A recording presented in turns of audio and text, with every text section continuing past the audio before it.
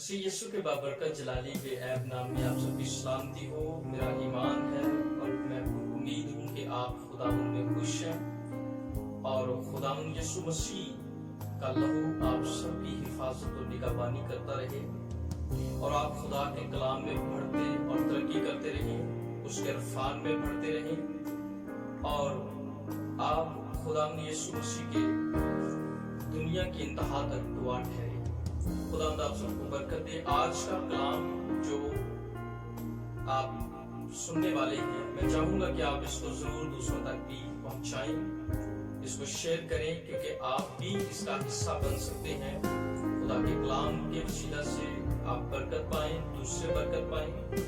खुदा के जिंदा कलाम मुकद्दस में से नए अहदनामा में मुकद्दस पौलुस रसूल का रोमियो के नाम खत उसका 8वां बाब उसकी 28वीं आयत के अंदर यूं लिखा है, और हमको मालूम है कि सब चीजें मिलकर खुदावंद से मोहब्बत रखने वालों के लिए भलाई पैदा करती हैं, और यानी उनके लिए जो खुदा के इरादा के मुआफिक बुलाए गए, क्योंकि जिनको उसने पहले से जाना उनको पहले से मुकर्रर भी किया कि उसके बेटे के हम शक्ल हो, ताकि वो बहुत से भाइयों में परोठा ठहरे। और जिनको उसने पहले से मुकर्रर किया उनको बुलाया भी, और जिनको बुलाया भी उनको रासबाज ठहराया, और जिनको रासबाज ठहराया उनको जलाल भी बख्शा। खुदावंद के कलाम के पढ़े सुने और समझे जाने पर खुदावंद की बरकत हो। हम जब दुनिया के अंदर देखते हैं तो हमें तरह तरह के लोग नजर आते हैं, और दुनिया के अंदर मुख्तलिफ लोग जो हैं उनमें से कुछ लोग ऐसे हैं जो अपने मिशन पर, अपने मकसद पर, अपनी रोया पर, अपनी बुलाहट पर कायम रहते हैं। हालात कैसे भी क्यों ना हो जाए, वो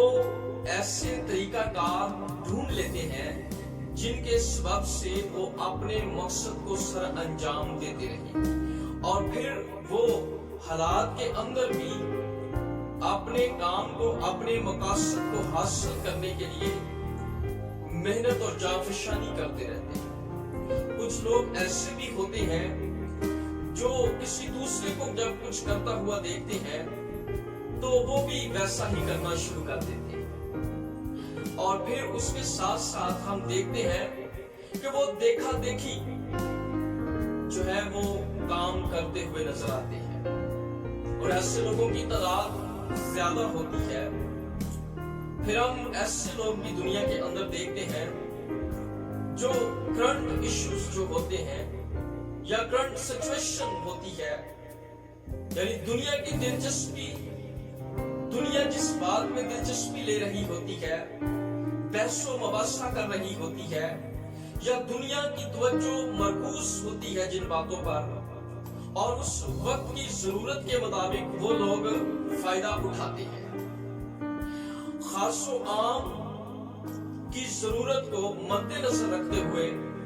वो फजूल, बेमानी, वक्त जाया करने वाले और बेफायदा मज़ामीन, आर्टिकल्स, वीडियोस, मौजू ज़ेरे बहस ला रहे होते हैं, और लालच, चालाकी, मकारी और धोखाधड़ी से लोगों को गुमराह कर रहे होते हैं,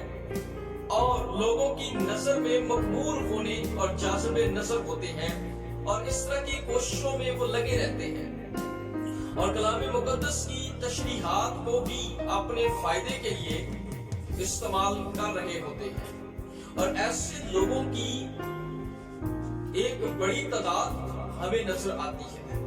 और दुनिया के अंदर एक बड़ी भीड़, एक बड़ी तादाद ऐसे लोगों की तहकीक व तफ्शीश किए बगैर जो है वो बात मान रही और सुन रही होती है। और ये लोग जो होते हैं ये दूसरों को गुमराह करने के लिए ऐसी फजूल बातें, ऐसे बेमानी बातें और ऐसी बेफायदा बातें कर रहे होते हैं, और ऐसे लोगों को लोग ज्यादा तवज्जो दे रहे होते हैं और ऐसे लोगों के अंदर लोग ज्यादा दिलचस्पी भी ले रहे होते हैं। लेकिन कुछ ऐसे लोग भी होते हैं जो वक्त की जरूरत के मुताबिक काम कर रहे होते हैं और जो वाकई बोझ के साथ और बुलाहट के साथ काम कर रहे होते हैं और वो अपने मकसद से हटते नहीं हैं। जब हालात खराब हो जाते हैं तो वो ऐसे हालात के अंदर जो है वो लोगों के लिए उनके हल के उन मुश्किलात के हल के लिए काम करते हुए नजर आते हैं। लेकिन ऐसे लोगों की बात को कम लोग समझते और उन्हें कम तवज्जो देते और ऐसे लोगों के अंदर उनकी बातों में उनके काम में दिलचस्पी भी कम लोग ही रखते हैं। जब हम खुदा के बंदा पौलुस रसूल की जिंदगी को देखते हैं तो हमें ये नजर आता है उसे बहुत सारे आलिमों, मुफक्किरों, बहुत सारे मुफस्सिरों, बहुत सारे दानिशमंदों और बहुत सारे किस्से कहानियों से उसका पाला पड़ा है। और जब उसका जमाना था बहुत से मौजू ज़ेरे बहस थे और उस वक्त तिब्बी अलूम, मजहबी अलूम, फलसफी, नजरियाती अलूम, सियासी सरगर्मियां, मुआशरती सरगर्मियां अपने अरूज पर थी जब खुदा का बंदा पौलुस रसूल खिदमत कर रहा था। उसके दौर के अंदर भी कुछ ऐसे लोग थे जो बेमानी, फजूल रवायात, किस्से कहानियों से, चालाकी मकारी से शोहरत हासिल कर रहे थे। मगर पौलुस रसूल जहां मसीह की गवाही देना मकसद समझता था, वहां हर एक गलत तालीम और गलत इल्म के खिलाफ उसने अपना कलम भी उठाया। उसका मकसद था और वो अपनी जिंदगी के अंदर खुदा के मकसद को जान चुका था। उसने अपने खुदावन को जलाल देने के लिए और अपने यीशु मसीह की जिसने उसको गैर कौमों के लिए चुना था, उसकी खिदमत और गवाही देने के लिए उसने जो है बड़ी मेहनत की और उसने कहा कि जिंदा रहना मसीह है मेरे लिए, यानी मेरा मकसद जो जिंदा रहने का है वो यीशु मसीह है और मरना मेरे लिए नफा है। वो मरने को मसीह में नफा समझता है। और हम जब उसकी खिदमत के बारे में पढ़ते हैं तो हम देखते हैं कि वो कैद में रहा, कोड़े खाए, मौत के खतरे में रहा, बैत लगे, संसार किया गया, दिन रात समंदर में रहा, दरियाओं के खतरे में रहा, डाकुओं के खतरे में रहा, बियाबान के खतरे में रहा, कौम के खतरे में रहा, गैर कौमों के खतरे में रहा और शहर के खतरों में रहा और भाइयों, झूठे भाइयों के खतरे में रहा। लेकिन उसने मेहनत, मशक्कत, भूख, प्यास, मुसीबत, फाका कशी, शदीद सर्दी में, नंगेपन में और बहुत सारी बातें जिनका वो जिक्र नहीं करता, वो उन बातों में अपने यीशु मसीह को जिसने उसे चुना था गवाही के लिए उसको जलाल देता रहा। उसकी बुलाहट, उसका मिशन, उसका मकसद, उसकी रोया